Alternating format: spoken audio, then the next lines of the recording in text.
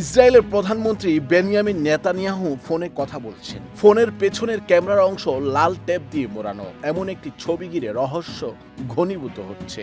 Netanyahu তার mobile ফোনের পেছনের ক্যামেরায় টেপ লাগিয়ে রেখেছেন এমন কিছু ছবি সম্প্রতি সামাজিক যোগাযোগ মাধ্যমে ভাইরাল হয়েছে। বিষয়টি নিয়ে নেট দুনিয়ায় চলছে ব্যাপক আলোচনা।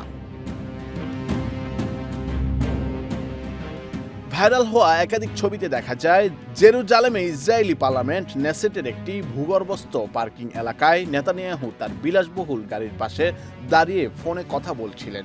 ভাইরাল ছবিগুলোতে দেখা যায় তার ফোনের ক্যামেরা লেন্স ও সেন্সর অংশ মোটা লাল টেপ দিয়ে ঢাকা দেখা যায়।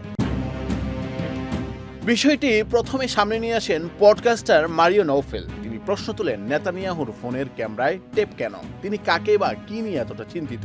তিনি আরো বলেন, যদি ইসরায়েলের প্রধানমন্ত্রীর ফোন এভাবে সুরক্ষিত রাখার প্রয়োজন হয়, তাহলে সাধারণ মানুষেরও এ বিষয়ে সচেতন হওয়া উচিত। নেতানিয়াহু কেন ফোনের ক্যামেরায় ট্যাব ব্যবহার করেন এই প্রশ্নের ব্যাখ্যা দিয়েছে মার্কিন সংবাদ মাধ্যম হাইপ প্রেস।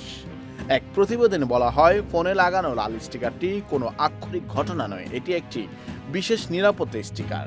ক্যামেরার উপর এমনভাবে এটি লাগানো হয় যাতে অনিচ্ছাকৃতভাবে বা ইচ্ছাকৃতভাবে কোনো গোপন বা স্পর্শকাতর তথ্যের ছবি তোলা সম্ভব না হয়।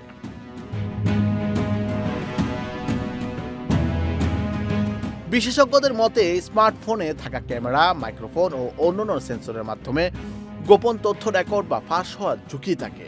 নেসেটের মতো অত্যন্ত সংবেদনশীল সরকারি এলাকায় ছবি তোলা কঠোরভাবে নিষিদ্ধ।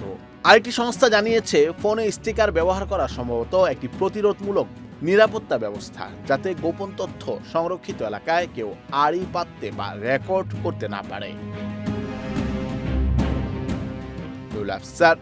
বৈশাখী সংবাদ।